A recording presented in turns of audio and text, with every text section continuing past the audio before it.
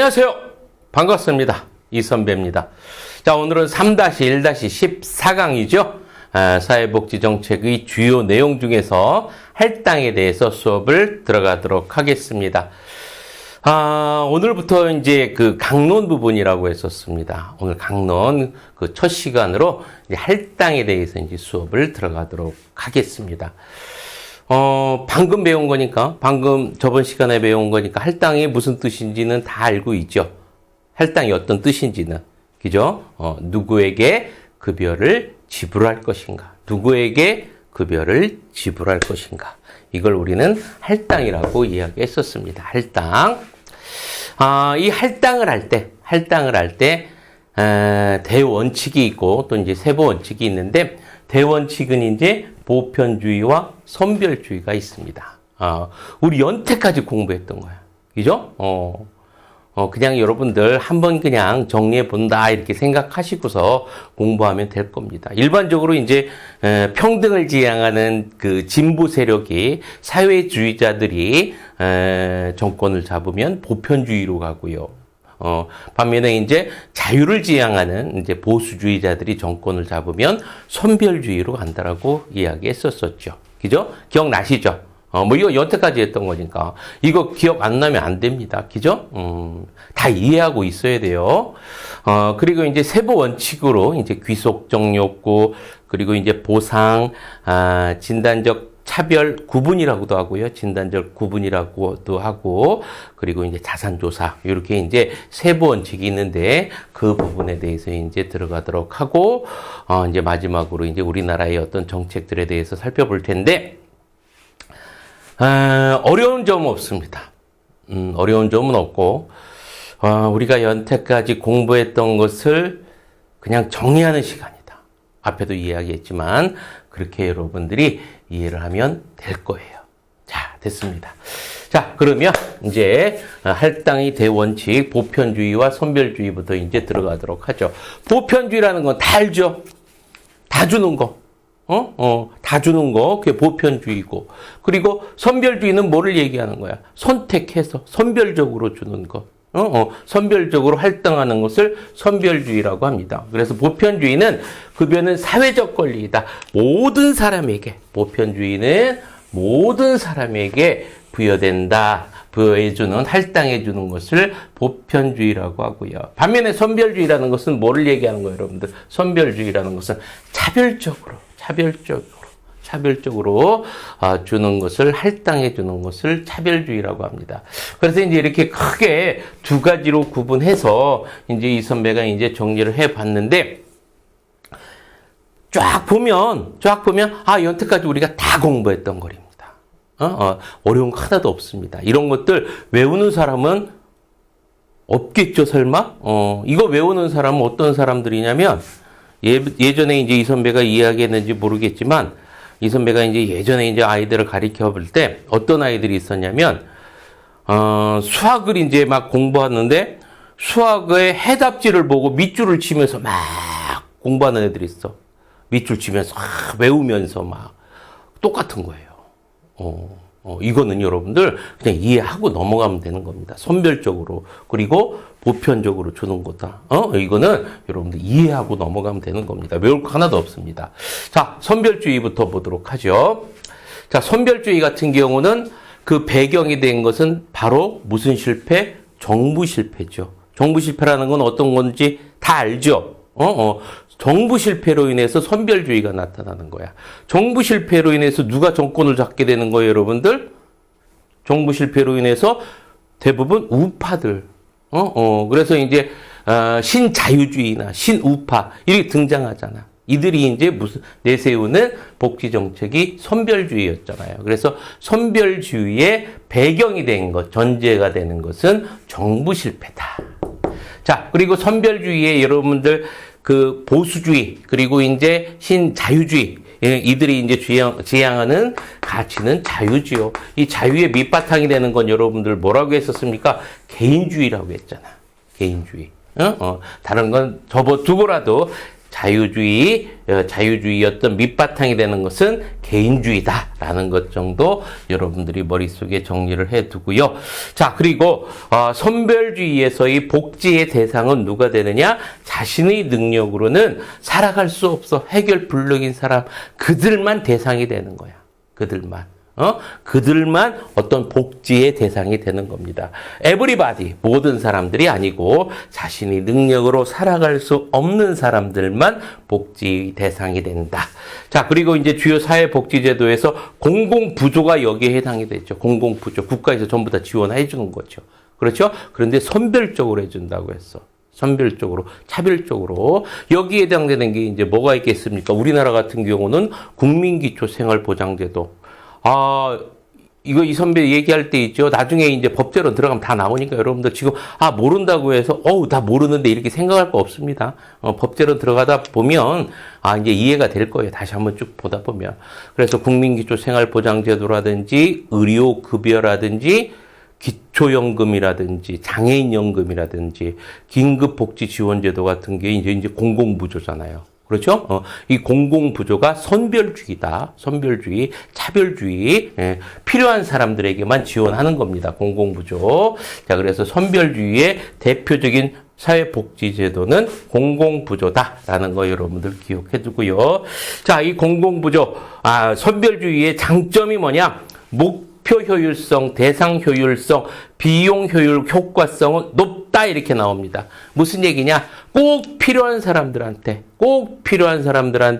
지원해 주느냐라고 물었을 때 그 부분에 있어서는 매우 높다라는 얘기입니다. 필요한 사람들한테 꼭 돌아간다라는 이야기겠죠. 그런 부분에 있어서는 매우 높다라는 이야기고, 목표 효율성, 대상 효율성, 비용 효과성은 높다. 그리고 소득 재분배 효과가 크다. 모두한테 주는 게 아니라 꼭 필요한 사람들, 어려운 사람들에게만 지원을 해주다 보니까 이들이 어떻게 어느 정도 살게 되면 이제 전체적인 사회 어떤 평등 사회는 부의 어떤 균형은 이루어질 수가 있겠죠. 그래서 어떤 소득 재분배 효과가 크다라는 거 기억을 해두고요. 단점은 뭐냐? 운영 효율성이 낮다라는 얘기가 나오는데, 운영 효율성이 낮다라는 얘기는 여러분들 행정적으로 어렵다라는 얘기지. 행정적으로. 그렇지? 무슨 얘기입니까? 다 어떻게 하나하나 다 따져보고 살펴보고 계산해보고 막 이래야 되잖아. 거기 하다 보니까 행정적으로 어떻게 많은 돈이 들어가겠죠. 그렇죠? 그래서 행정적인 지원이 따라야 됩니다. 그래서 운영 효율성이 낮고요. 그 다음에 낙인 효과가 있다. 낙인 효과라는 것은 낙인 찍다 이런 얘기가 있죠, 여러분들. 예전에 이제 좋은 글씨 이제 뒤에 이제 A 그려지듯이 낙인 효과가 있죠. 낙인 효과가 단적으로 얘기해서 예전에는 요즘에는 여러분들 학교 급식 있죠. 전부 다 이제 다 그냥 초중고 전부 다 이제 무상으로 지원 주잖아. 근데 예전에는 고등학교, 중고등학교는 아마 고등학교 같은 경우는 무상으로 안 됐을 거예요. 유상으로 줬었지. 근데 이제, 지금은 이제 예전에 이제 생활보호 대상자들이라고 했었죠. 이 생활보호 대상자들은 무료로 줬어요. 무료로 주고, 나머지는 돈을 받고 그랬는데, 선생님이 이제 조사를 해야 될 거 아니야? 그러니까 조회 시간에, 종례 시간에 이제 딱 나오셔가지고, 딱 이제 앞에 나와가지고 딱 그러십니다. 야, 너희들 있잖아. 국가에서 공짜로 밥 준다니까 있지? 생활보호 대상자들 한번 손 한번 들어봐. 생활보호 대상자들. 공짜로 밥 준디야, 임마. 공짜로. 여러분들, 참 예민한 아이가 그러면 손 들겠습니까? 들기 힘들죠. 나 가난해서 이렇게, 밥 국가로부터 공짜로 얻어먹습니다. 이렇게 손 들기가 쉽겠어요? 어렵죠. 이렇게 몰래 이렇게 해야 되는데 요즘에는 그런 선생님들 없죠. 그죠? 요즘에는 없어요. 요즘에는. 그런데 예전에는 간혹 아주 간혹 그런 선생님들이 있었습니다. 그래가지고 생활보호 대상자들 손 한번 번쩍 들어. 번쩍 공짜로 밥 준디야. 이러면서 아이고, 들겠습니까? 안 되죠. 그 낙인 찍히잖아, 낙인. 가난한 애다라고 좋은 글씨가 매겨지잖아요. 그렇죠? 이걸 무슨 효과다? 낙인 효과라고 합니다. 낙인 효과. 자, 그리고 이제, 지원받는 사람이 있고 지원받지 않는 사람이 있다 보니까 어떻게 그 둘 세력들 간에 갈등이 발생할 수 있겠고요. 그리고 이제 그러다 보면 어떤 사회 통합에는 불리한 그런 효과도 나타날 수가 있겠지요. 이렇게 선별주의가 나왔는데 한 가지만 더 기억해 둡니다. 선별주의의 어떤 그 단점으로 빈곤의 덫.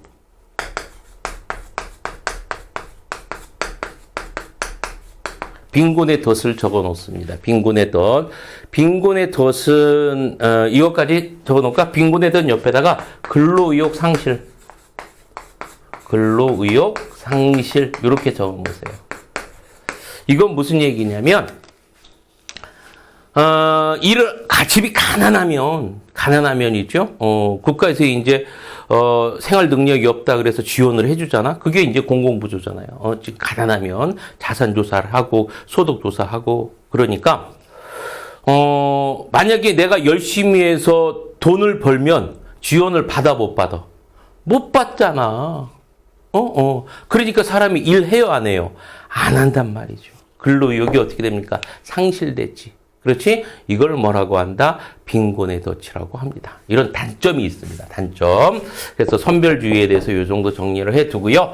자, 이제 보편주의 보도록 하겠습니다. 보편주의. 전제가 되는 거, 배경이 된 건 시장 실패다. 이 앞에하고 같은 의미죠. 그렇죠? 그래서 시장 실패로 인해서, 이거를 구제하기 위해서 뭐가 나타난 겁니까? 여러분들, 보편주의가 나타난 거죠. 자, 그리고 이제 두 번째, 이 보편주의의 밑바탕이 되는 가치는 뭐다, 여러분들? 집합주의입니다. 우리 반집합주의 배운 거 기억나죠? 그렇죠? 그래서 보편주의를 지향하는 가치가 집합주의라는 거, 요건 하나 기억해 두고, 보편적 개념이라는 거는, 여기에 속하는 거니까, 이렇게 이제 여러분들 정리해 두면 되겠죠. 그래서 보편주의의 기본적 가치가 되는 것은 집합주의다. 기억을 해 두고요. 대상은, 보편주의는 모든 국민이죠. 모두 다 지원해 주는 거야. 자, 그리고 이제 사회복지제도에 해당되는 것이, 여기에 해당되는 것이 이제 사회수당이 있죠. 사회수당에는 여러분들 여러 가지가 많이 있죠. 그죠? 사회수당 여러 가지가 많은데, 대표적인 게 여러분들 그 아동수당, 요즘에는 아동수당 있잖아. 그죠? 아이들, 조만한 아이들이 이제 영유아들, 기르시는 부모님들 같은 경우는 다 알 거예요. 아동수당 있고, 그 다음에 이제, 누리과정 있잖아. 뭐야, 이게. 아동수당 있고, 누리과정이라는 것도 아시죠? 누리과정이라고 해서 3세에서 5세 이제, 그 아이들에게 이제 주는 이제 교육 프로그램, 교육 서비스 모두 다 주는 겁니다. 이 누리과정이라든지 아동수당 같은 경우는 여러분들 이제 사회 수당이지. 모두에게 주는 거야. 그리고 이제, 보편주의에 해당되는 것이 이제 사회보험제도죠. 사회보험. 대표적인 게 여러분들 뭐가 들 수 있겠습니까? 국민연금 들 수 있잖아. 낸 만큼. 많이 내고 싶은 사람 많이 내서 많이 받고, 적게 낸 사람 이제 적게 받고. 그죠? 그리고 이제 고용보험. 그죠? 고용보험, 산재보험이 있고, 또 국민건강보험도 있죠. 이렇게 사회수당과 사회보험이 일반적인 보편주의의 주요 사회복지제도다라는 것까지 여러분들 정리해두면 되겠고요. 자, 이제 장점 보도록 하겠습니다. 사회적 효과성, 사회적 평등성이 높다. 이거는 무슨 뜻이냐면, 좀 이따 다시 한번 이제 보도록 할 텐데, 누구에게 다 복지 혜택이 돌아갔느냐? 그거를 뭐라고 한다? 사회적 효과성이라고 하는 거. 이건 높죠, 보편주의가. 보편주의가 일반적으로 여러분들 모두에게 복지 혜택이 돌아가니까 높습니다. 자, 그리고 사회 통합에 유리하다. 왜 그런지는 알죠, 여러분들? 사회 통합에 유리한 거는, 누구나 다 똑같이 받으니까. 그래서 사회 통합에 유리하지요. 그래서 지금 고등학교 같은 경우도 누구에게나 다 똑같이 이제 무상급식이 주어지잖아요. 그러니까 이제 똑같이 하다 보면은 그런 어떤 낙인 효과 같은 것들이 나타나지 않습니다. 사회 통합에 유리하고요. 자, 그리고 운영 효율성이 높다. 무슨 얘기입니까? 누구한테 다 똑같이 주니까 여러분들 뭐 고르고 자시고 계산하고 이럴 필요가 있어 없어? 없어요. 그래서 행정적 비용, 행정적 지원 비용 같은 것들이 낮습니다. 운영 효율성이 높다라고 여러분들 기억해 두면 되겠고요.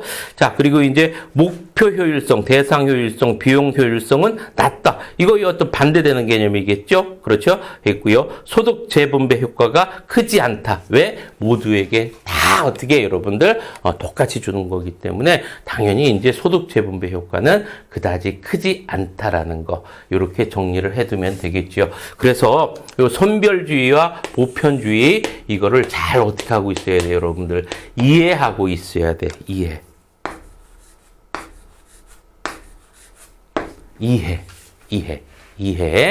여러분들 이거 외우는 거 아니다. 뭐 하는 거다, 여러분들?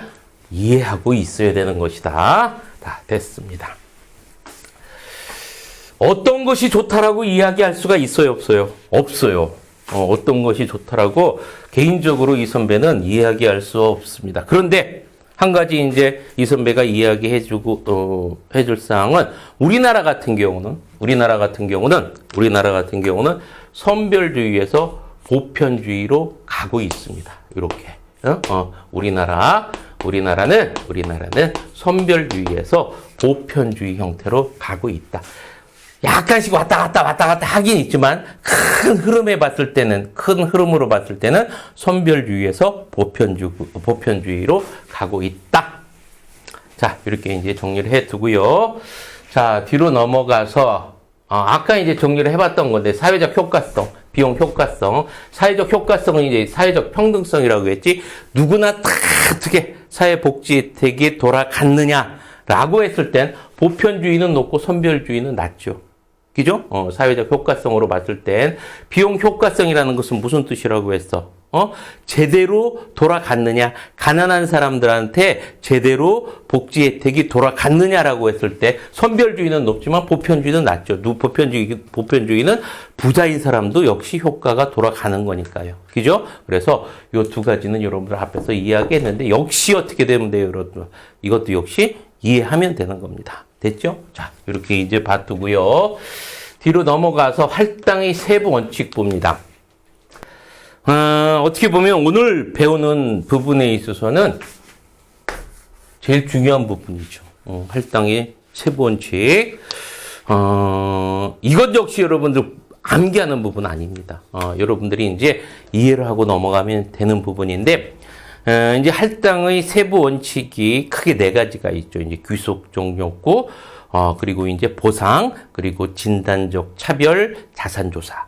요 네 가지가 있습니다. 네 가지가 있는데, 이건 역시 여러분들 잘 이해를 하고, 거기에 따른 내용을 여러분들이 정리해 두면 되는데, 자, 우선 여러분들 한번 이해를 하고 넘어갑시다. 자, 귀속적 욕구, 너무 막 책에서 너무 어렵게 나오고 막 이런 것들이 많기 때문에, 이 선배가 이제 다시 한번 설명해 줄게요. 어려운 내용은 하나도 없습니다. 귀속적 욕구라는 것은 여러분들 쉽게 생각해가지고, 우리가 태어나면서 얻게 되는 지위를 뭐라고 해요, 여러분들? 태어나면서 얻게 되는 지위. 그걸 귀속지위라고 하잖아. 그렇죠? 뭐, 대한민국에 태어났으면 대한민국 국민이라는 귀속지위가 있고요. 그죠? 뭐, 서울에 태어났으면 서울 시민이라는 그런 귀속지위가 있고, 이렇게 다 태어나면서부터 얻게 되는 지위가 있잖아. 그죠? 뭐, 성별, 국적, 아니면 지역주민. 그죠? 이렇게 내가 태어나면서 얻게 되는 그 지위를 귀속지위인데, 내가 태어나면서 그 얻게 되는 지위에 따른 나의 욕구, 지위에 따른 욕구, 그 귀속지위에 따른 욕구를 귀속적 욕구라고 하는 거예요. 어려워요. 다시 한번 얘기하자면, 내가 어떤 노력도 기하지 않고요. 어떤 기여도 하지 않고, 노력도 안 하고서, 얻게 되는, 그래서 내가 어떤 계층에 그냥 소속됨으로 인해서 내가 어떤 집단에 소속됨으로 인해서 그 사실만으로 급여의 대상이 되는 것을 귀속적 욕구라고 하는 거예요. 알겠죠? 됐습니다. 다시 한번 얘기합니다. 내가 어떠한 노력도 기하지 않고 어떤 기여도 하지 않고 얻게 되는 그런 귀속주의에 의해서 귀속주의 얻게 되는 그 사실만으로 내가 급여의 대상이 되는 것. 내가 급여의 대상이 되는 것을 뭐라고 한다? 그것을 귀속적 욕구라고 하는 겁니다. 일명 부여된 욕구라고 하죠. 자, 이거는 봐봐, 그러면. 보편주의적인 거야? 선별주의적인 거야? 당연히 보편주의적인 거죠. 그렇죠? 아무런 노력도 없이, 내가 그 계층에 속했다. 아니면 내가 그 지역에 속했다. 아니면 내가 그 집단에 속했다라는 이유만으로 내가 뭐가 되는 거예요, 여러분들? 급여의 대상이 되는 거잖아. 그죠? 그러니까 가장 보편적인 게 뭐다, 여러분들? 귀속적 욕구야.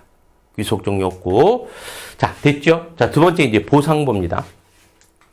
보상받는 건 여러분들 크게 두 가지가 있습니다. 한번 생각을 해보세요. 보상이라는 거는 내가 사회에 기여해서 보상받는 게 있죠. 돈을 내서 그만큼 어떤 보상받는 거, 사회 경제적으로 어떤 부분에 있어서 내가 기여를 해서 보상받는 거, 그런 게 첫 번째 있을 수가 있겠고, 두 번째 어떤 것이 있을 수 있냐면 내가 사회나 국가로부터 어떤 피해를 봤어. 그런 경우 이제 피해 보상을 받잖아. 그죠? 일례로 우리 코로나 때 엄청 힘들었잖아요. 그래서 이제 우리 그 사업인 장사하시는 분들, 자영업 하시는 분들 너무 힘들었잖아. 장사도 못하고 막 막았잖아, 국가에서. 그러니까 거기에 대해서 뭐를 줬어요? 피해 보상금 줬잖아. 그죠? 이렇게 보상이라는 거는 크게 두 가지가 있다. 두 가지. 요렇게 그거에 해당되는 것. 두 번째. 그래서 일반적으로 보상도 보편주의에 좀 가까워요. 가까워요. 이렇게 이제 두 번째 보상 기억을 해두고요. 세 번째 이제 진단적 차별이 나오는데, 진단적 차별이라는 것은, 진단이라는 건 누가 하는 거예요? 의사가 하는 거야? 전문가가 하는 거죠, 전문가가 진단하는 거야. 그래서 전문가가 개별적으로 어떤 부분에 있어서 진단을 해. 기술적으로 이제 판단을 해. 그래서, 된다, 안 된다. 개별적으로 이제 전문가에 의해서 차등을 두는 것을 진단적 차별이라고 하는 거예요. 그렇죠? 그래서 우리 그 장애인 분들 같은 경우도 이제 등급 있잖아. 어떤 등급 있고, 이 등급을 매기는 거. 그리고 이제 노인 장기 요양보험 같은 경우도 여러분들 등급이 있잖아요. 등급을 나누는 거. 이런 거를 진단적 차별이라고 합니다. 이 진단적 차별부터는 이제 좀 선별주의에 좀 가깝고요. 마지막으로 이제 자산조사인데, 이 자산조사라는 것은 이제 개별적인 경제 능력을 조사하는 거죠. 그렇죠? 이제 개별적으로 소득이나 재산 같은 거, 그거를 고려해서 이제 할당을 하는 것을 자산조사라고 합니다. 여기에 해당되는 것이 이제 대표적인 게 국민기초생활보장법.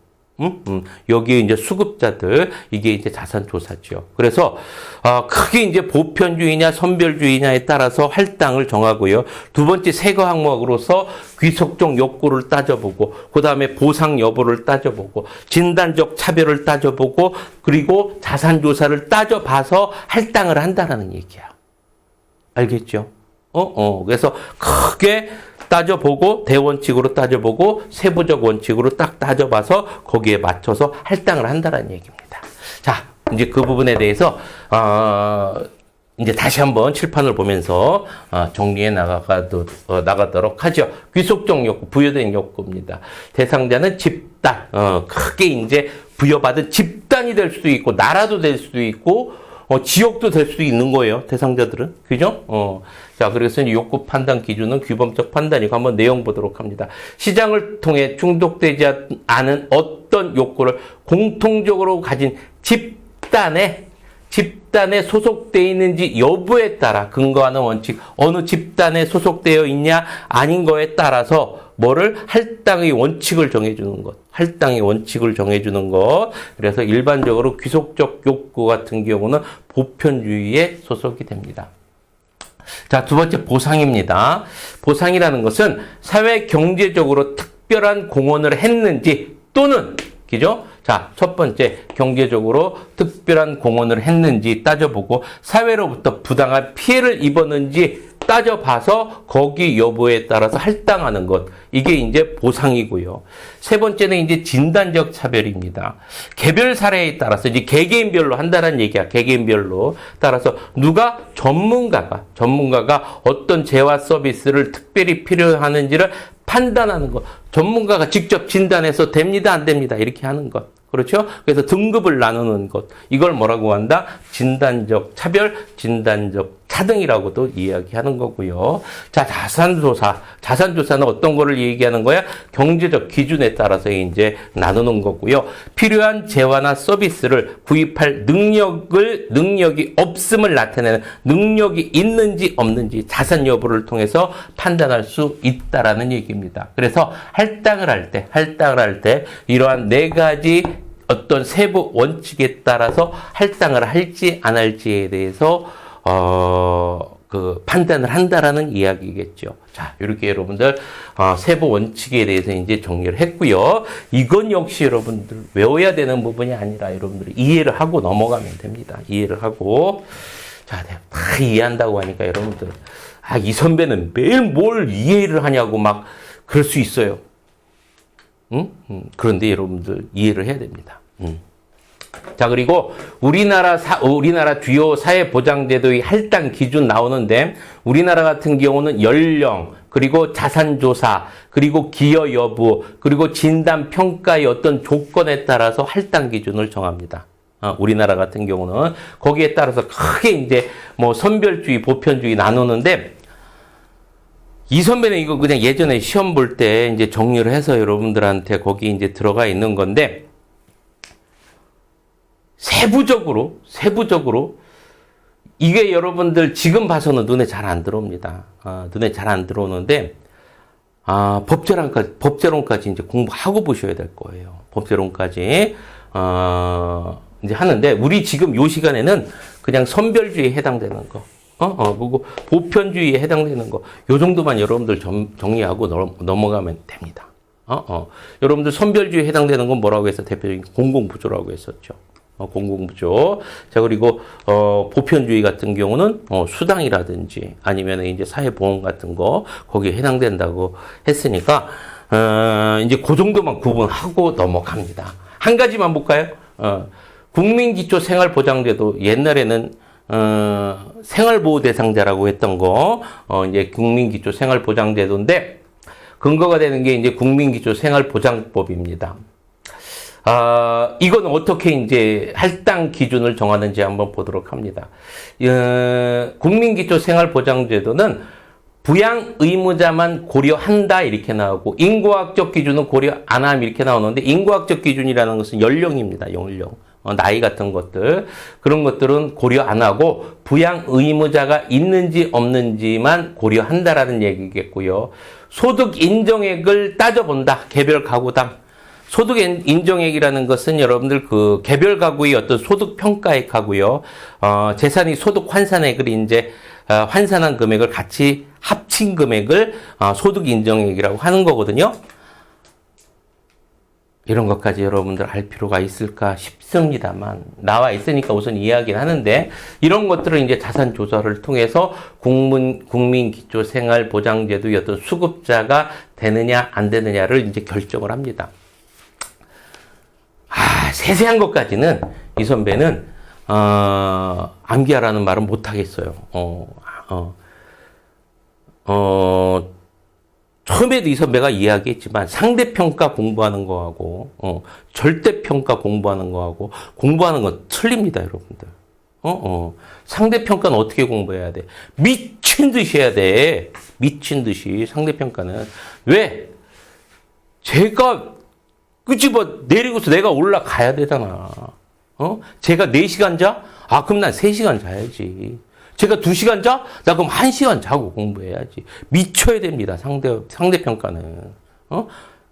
아무리 그냥 구급 공무원 공부한다라고 할지라도 미쳐야 합격해요. 미쳐야. 미친 듯이. 근데 절대평가 같은 경우는 있죠. 중요한 것만 집중적으로 공부하면 됩니다. 게다가 그 커트라인이 60점이야? 그러면요. 중요한 것만 집중적으로 보세요. 집중적으로. 특히 기출문제 대부분 많이 나와 있잖아. 기출문제만 보면 안 돼. 기출문제를 통해서 중요한 내용이 어떤 내용인지 알고 그 부분을 집중적으로 공부하는 거죠. 그래서 상대평가하고 절대평가는 여러분들 공부하는 방법이 틀립니다. 이 선배도 늦게까지 공부를 해봤어요. 알아요. 이제 30살 넘어까지 이제 막, 예전에는 이제 우리 때 같은 경우는 이제 고시병 걸려가지고 이 선배도 이제 고시 공부한다고 이제 30살 넘어까지 공부해가지고 나중에 이제 나이 넘어가니까 이제 뭣도 안 됩니까? 취업도 안 되잖아. 나이 넘으니까 취업 연령이 넘어서가지고. 그래서 할 수 없이 할 거 없어가지고 이제 학원 바닥에 들어선 거죠. 이 선배도. 그래서 이제 학원밥 먹고 그랬었는데 공부는 여러분들 미친 듯이 해야 됩니다. 미친 듯이. 특히 상대평가는요, 미친 듯이 해야 됩니다. 이 선배는 미친 듯이 못했던 것 같아요. 여러 가지가 이유가 있지만, 이 선배는 너무 가난했어요, 예전에. 그래서 뭐, 아이고, 밥도 못 사먹었는데, 어떻게 책도 못 사는데, 이제 공부를 합니까? 이 선배가 너무 과욕을 부린 거죠. 자, 예전에는 돈이 있어야 공부했습니다. 요즘은 다 먹고 사니까 다 공부해도 됩니다. 자, 54번 봅니다. 국민기초 생활보장제도에서 사회적 할당의 핵심 기준. 여기 있어 여러분들. 국민기초 생활보장제도가 기준이 되는 거네요. 아까 좀 전에 했었는데 국민기초 생활보장제도 뭐였어요 여러분들? 공공부조였잖아. 공공부조. 그렇죠? 공공부조 같은 경우는 여러분들 그 할당 기준이 뭐라고 했어? 자산조사라고 했었죠. 자, 다시 한번 얘기합니다. 공공부조이죠? 공공부조의 할당 기준은 자산조사예요. 자산조사가 주된 겁니다. 자, 그래서 자산조사에 해당되는 게 몇 번입니까, 여러분들? 54번의 정답은 몇 번? 4번이 되겠네요. 자, 이렇게 여러분들 머릿속에 정리를 해두고요. 자, 55번 문제 풀어보도록 합니다. 자, 우리나라 사회 서비스의 확대에 따른 정책 변화를 분석한 내용으로 옳은 것을 모두 고른 것은 이렇게 나왔죠. 자, 우리나라의 어떤 사회 서비스의 어떤 확대 내용인데 뭐 상식적인 내용이죠. 한번 보도록 하죠. 서비스의 할당의 기반은 보편주의에서 선별주의로. 이건 이 선배가 이야기한 것 같은데, 그죠? 뭐에서 뭐로? 선별주의에서 보편주의로 가고 있죠. 그러면 기억은 틀렸네. 자, 그리고 서비스의 성격 봅니다. 제한적 서비스에서 다양한 서비스로, 이건 맞는 거고요. 그렇죠? 다양한 서비스가 지금 진행되고 있고요. 자, 서비스 전달 체계 봅니다. 공사 혼합에서 공공기관 중심으로. 여러분들 지금은 어떻습니까? 여러분들 알다시피 이제 공사, 민간과 이제 공공기관이 혼합해서 많이 지금 이루어지고 있잖아. 그죠? 그래서, 공사 혼합해서 공공기관이 아니라 공공기관 중심에서 공사 혼합으로 가고 있죠. 그럼 D것도 틀린 부분이고. 자, 재정 지원 방식 부분입니다. 서비스 제공자 지원에서 서비스 수요자 지원으로. 그렇죠. 서비스 수요자 지원으로 이제 바뀌고 있죠. 자, 그래서 정답은 55번에 맞는 거 고르는 겁니까? 옳은 거 고르는 거니까, 니은, 니을. 예. 55번의 정답은 3번이 되겠네요. 55번 정답 3번. 자, 56번 보도록 합니다. 다음 중 선별주의에 입각한 제도가 아닌 것은 56번. 여러분들 이 부분 같은 경우 자활사업, 누리과정, 기초연금, 의료급이 아까도 이야기했지만 법제론까지 끝나고 풀어보면 눈에 들어올 텐데 지금 잘 눈에 안 들어올 겁니다. 근데 너무 걱정할 필요 없습니다. 그래서 다 끝나고 난 다음에 3교시 과목 법제론까지 다 끝나고 난 다음에 기출문제 같은 거 풀어보면 이제 눈이 들어올 겁니다. 자, 선별주의에 입각한 제도가 아닌 것은 이랬으니까 뭐 고르는 거예요, 여러분들? 보편주의 고르는 거죠. 보편주의 뭐에 대해 해당되는 거라서 보편주의에 해당되는 것은 대표적인 게 수당이겠죠. 수당. 아까 이야기했지만 여러분 아동수당 얘기했었고 누리과정 이야기했었죠. 그렇죠? 이런 수당이라든지 이제 사회보험이 들어가는데 대표적인 거라면 여러분들 수당 먼저 골라야 되니까 이 중에서 수당에 관련된 건 누리과정이네요. 그럼 56번의 정답은 2번입니다. 2번. 자, 그러면 이제 57번 문제 보도록 합니다. 사회복지정책의 할당 원칙입니다. 할당 원칙에 관한 설명으로 옳지 않은 것은 세부할당 원칙이겠네요. 한번 보도록 하죠. 시장을 통해 충족되지 않은 어떤 욕구를 공통적으로 가진 집단에 속했는지 여부에 근거하는 원칙을 귀속 욕구라고 한다. 맞지요? 그러면은 1번은 맞고, 보상이란 사회 경제적으로 특별한 공헌을 했는지 또는 사회로부터 부당한 피해를 입었는지 여부에 근거하는 원칙이다. 맞고요. 3번 진단적 구분이란 개별 사례에 대해 전문가가 어떤 재화 또는 서비스를 특별히 필요로 하는지를 판단하는 것이다. 진단적 구분, 진단적 차별 맞는 이야기고요. 역량은 보유하고 있거나 동원한 역량이라는 것은 여러분들 세부 원칙에 해당이 되지 않죠. 벌써 나왔네.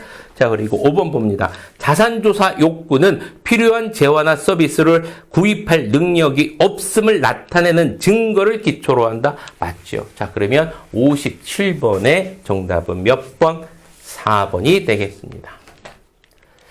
자, 58번 봅니다. 인과학적 기준에 따른 사회수당에 관한 설명으로 옳지 않은 것은 16회 문제입니다. 사회수당에 관련된 거네요. 사회수당 관련되는 거고, 문제를 딱 보니까 선별주의냐 보편주의냐 그거 고르는 문제 같네요.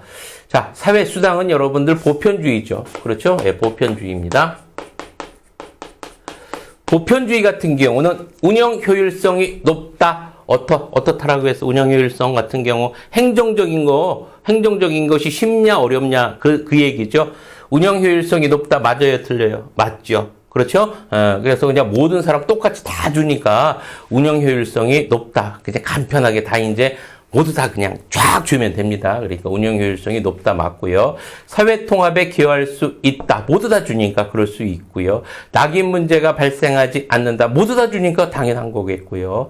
사회적 적절성 가치 실현 정도. 사회적 적절성이 아니라 사회적 보편성, 사회적 형평성, 사회적 평등성이 되겠지요. 사회적 평등성 가치 실현, 형평성, 형평성, 가치 실현 정도가 높다라고 해야 되겠지요. 그럼 58번에 옳지 않은 것은 여러분들 4번이 되겠네요. 자, 그리고 공공부조에 비해 근로동기 감소 효과가 적다. 맞죠? 자, 그래서 58번에 옳지 않은 것은 4번이 되겠죠. 자, 여기까지 이제 문제 다 풀어봤습니다. 문제를 풀어보다 보니까 이제 우리가 여태까지 공부한 거에 대한 어느 정도의 아주 조만큼의 어떤, 그 용기라고 해야 되나요? 아니면은 이제 가능성, 막 이런 것들이 올라오는 것 같죠. 그죠? 그래서, 정책론 같은 경우는 여러분들, 큰 흐름적인 부분에서 이제 잡고 가면 되고 이해를 해야 되는 부분이 좀 상대적으로 많이 있습니다. 물론 이제 기초적인 거는 이제 암기를 해야 되겠지만 그 부분만 여러분들 딱 알고 넘어가면 문제를 풀고 또 좋은 점수를 나오는데 그다지 어려운 부분은 없습니다. 어려운 부분은 없으니까 여러분들이 이제 끝까지 용기를 잃지 마시고 끝까지 이제 시험 공부를 하면 됩니다. 여러분들 중요한 건 뭐라고 했어요? 꺾이지 않는 마음이라고 했습니다. 자, 여러분들 고생 많이 하셨고요. 자, 다음 시간에 뵙기로 하고 자, 오늘도 파이팅 하면서 이 시간 마치도록 하겠습니다. 자, 오른손 들고 여러분들 파이팅!